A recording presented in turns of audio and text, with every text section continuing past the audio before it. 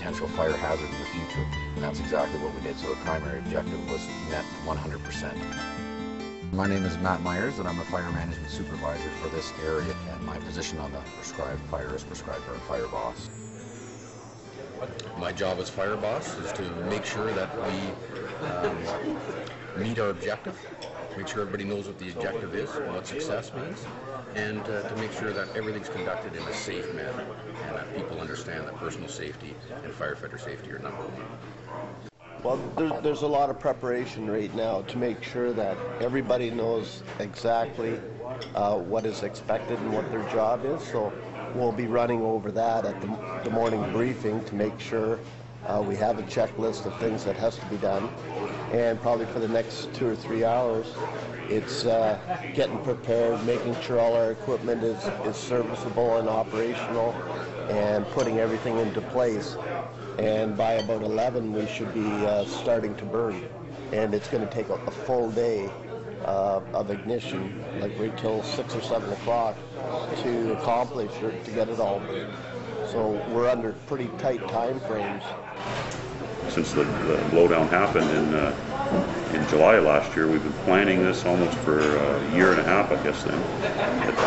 It's all going to be over and accomplished in 4 or 5 hours this afternoon there, so it's a little bit anticlimactic, but the fact that it'll be successful, that's what you look forward to.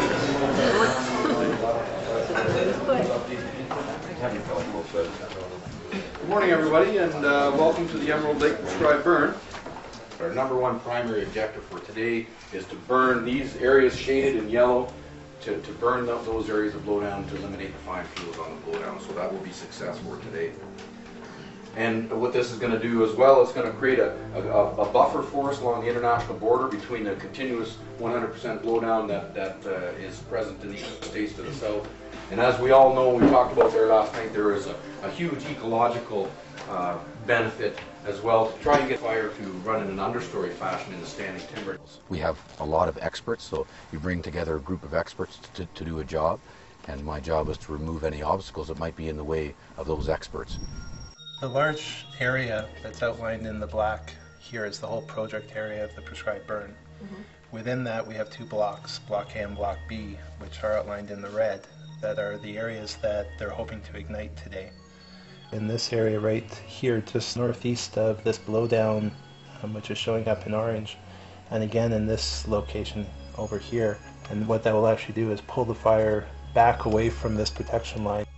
In case the wind conditions push this fire further to the northeast, they wanted to determine what type of tree stands the fire is going to move into.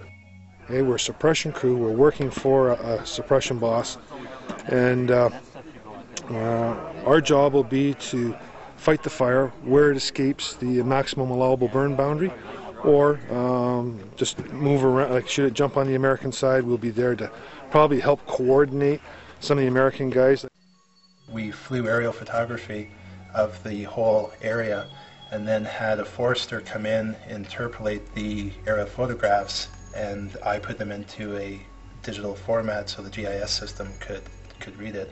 So what you're looking at is the individual forest stands and the composition, showing that we have a high cedar content or fire retardant area. Just on the other side of the trail there. We have a total of 11 drums of gasoline for the torch, and I think we have 5 drums of turbo fuel for us, and that's at the mixing site. Yeah.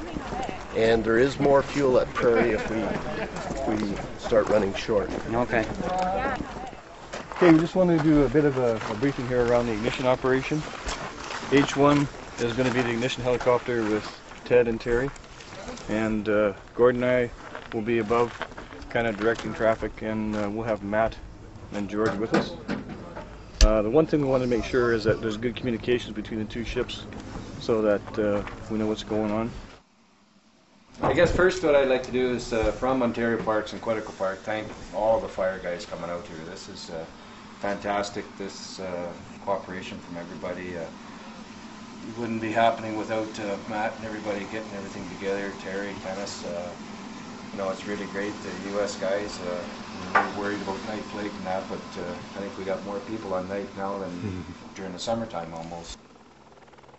So thank you again, and it's going to be a long day and a successful day.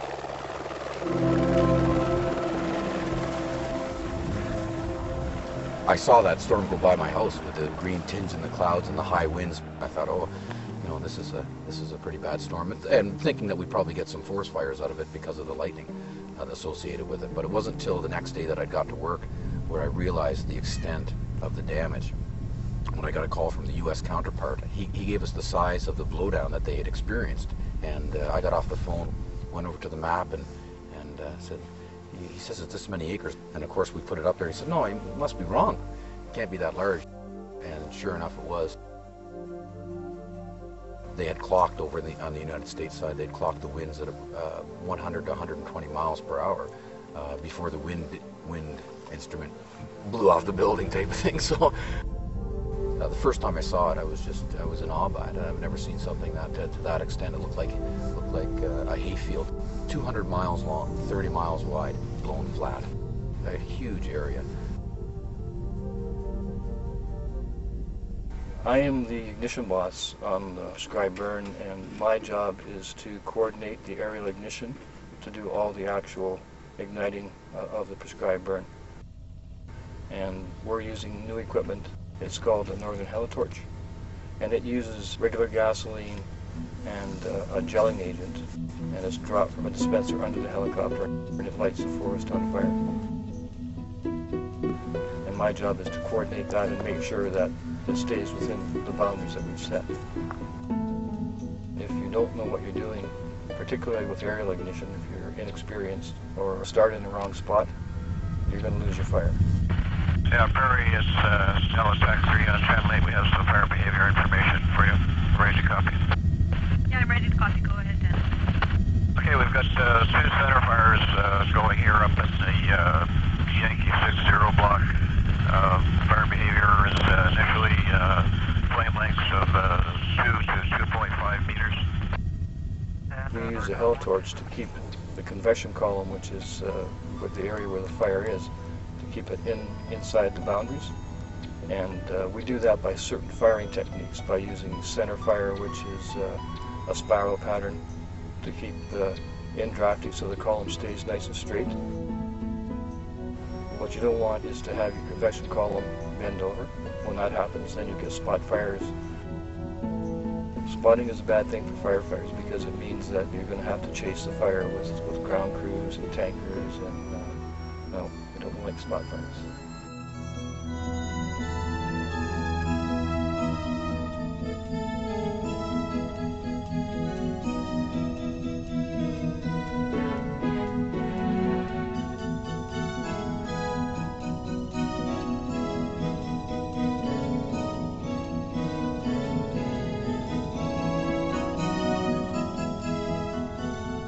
At the onset, we had fairly good fire behavior. We had flame lengths of 2 to 3 meters, rates of spread probably 4 meters a minute, so fairly good fire behavior. And there wasn't really a lot of spotting.